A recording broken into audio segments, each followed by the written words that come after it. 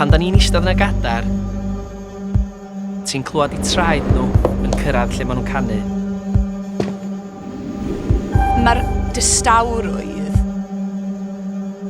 yn swnllyd.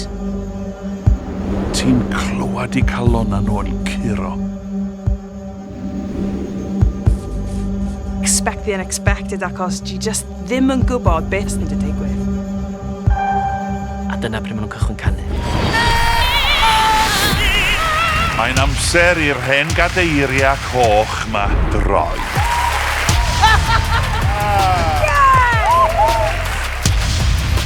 Ni gyd yma i ddarganfod y llais. Fi ydy'r un sydd yn gallu adnabod llais. Wow! Anghofiwch y lleill. Gonna make you Beyonce! Ni fel, dysfunctional family.